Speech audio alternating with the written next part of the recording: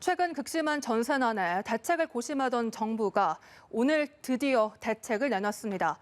내후년까지 전세 물량 11만 4천 가구 이상을 공급하고 이와 동시에 공공임대의 질을 대폭 높여서 일반 임대에 몰린 수요를 분산시키겠다는 계획인데요. 과연 이번에는 전세난을 해결할 수 있을지 이 문제를 취재해온 이재동 기자와 이야기 나눠보겠습니다. 어서 오십시오. 안녕하세요. 네, 먼저 서울의 경우를 보더라도 워낙 전세난이 심하다 보니까 이 전셋값 부르는 게 값이다라는 말이 나올 정도로 상황이 심각합니다. 실제로 어떻습니까? 네, 그렇습니다. 정부의 일단 공식 통계 기관인 한국감정원 통계로도 확인이 되는 부분인데요. 매주 전국의 아파트값 동향 조사 자료를 내놓습니다. 이 기관에서요. 여기에 따르면 현재 63주 연속으로 전국의 아파트 전셋값이 오르고 있고 네. 서울 같은 경우에는 73주 연속 상승세를 보이고 있습니다. 문제는요, 최근에 그 오름폭이 점점 커지고 있다는 겁니다.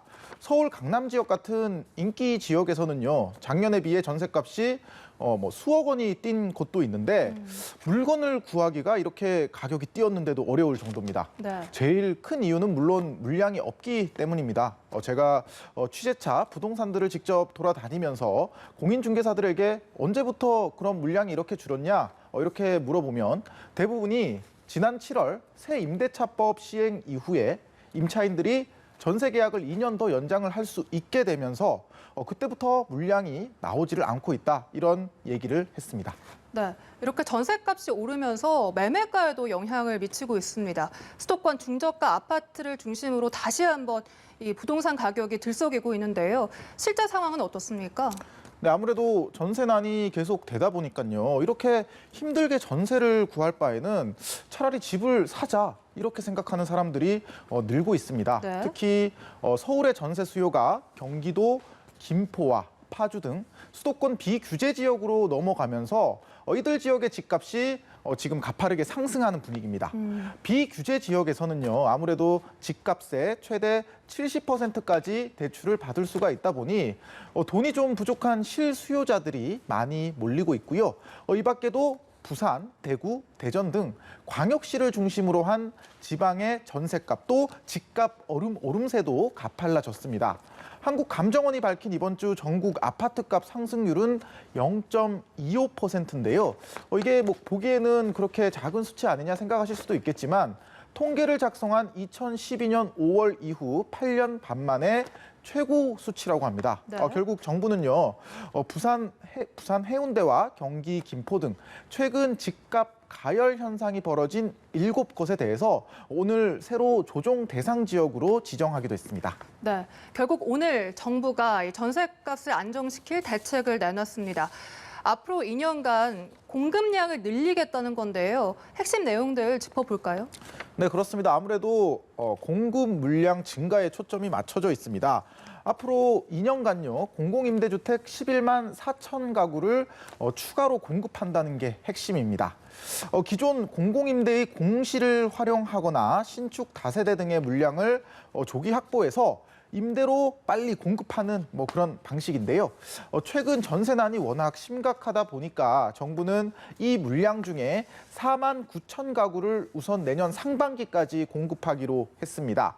3개월 이상 비어있는 공공임대 3만 9천 가구를 전세형으로 전환을 해서 소득, 자산 기준 이런 것 다 없애고요. 다음 달부터 입주자를 모집한다는 계획입니다. 그렇게 되면 내년 2월에는 입주가 가능하다고 정부는 보고 있고요. 여기에 민간이 짓고 있는 주택 물량을 사들여서 시세의 90%에 최장 6년을 살 수 있는 공공전세 방안도 도입이 됩니다. 네, 그런데 여기서 이 호텔 등을 리모델링해서 주거용으로 활용하는 방안에 대해서 일각에선 비판의 목소리도 나오고 있거든요. 국토부의 입장은 어떻습니까?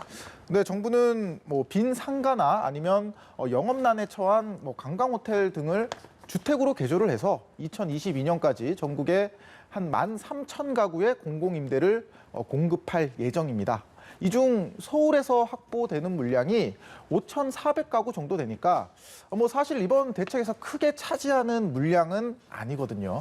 그런데 민주당 이낙연 대표가 그제 관훈클럽 토론회에서 이 내용을 먼저 밝히면서 잠시 논란이 됐었습니다. 오늘 발표에서도 관련 질문이 나왔었는데 네. 김현미 국토부 장관은 이번 대책의 아주 작은 부분이라며 이게 마치 이번 대책의 90%인 것처럼 보여 당혹스러웠다 이렇게 말하기도 했습니다. 김 장관은요, 호텔 리모델링을 통한 전세 물량 공급이 유럽 등지에서 굉장히 호응도가 높다며 머지않아 호텔이 저렴하고 질 좋은 1인 가구 주택으로 변신하는 모습을 확인할 수 있을 것이라고 말하기도 했습니다. 그러면 과연 이러한 대책들이 이번 전세난 잡을 수 있을지가 최대 관건인데 반응은 어떻습니까? 네, 제가 조금 전에 말씀드렸다시피 이번 전세난의 핵심은요, 공급 물량이 줄어들었다는 데 있습니다. 그러니까 세입자들이 계약 갱신 청구권을 행사를 해서 기존 주택에 눌러 앉게 되니까 공급이 감소를 했다는 겁니다. 물론 기존 세입자도 이사를 가지 않으면서 수요도 줄기는 했습니다. 하지만요, 공급 물량 자체가 워낙 크게 줄다 보니까 수요자가 원하는 곳에 있는 임대를 찾는 게 훨씬 어려워졌고 결국 이것이 전월세 급등으로 이어진 겁니다. 이 때문에 정부가 단기간에 임대주택을 최대한 공급한다는 것에는 분명히 의미가 있습니다. 하지만 관건은요, 수요자들이 원하는 지역에 과연 주택이 공급이 될까? 이 부분입니다. 네. 전세 가격 상승률을 보면 전세 수요는 학군이나 직주 근접성이 좋은 아파트에 몰려 있는 게 현실이거든요. 그런데 이번 공급 대책은 상대적으로 인기가 부족한 다세대 주택, 그러니까 빌라나 임대 아파트에 집중이 돼 있습니다.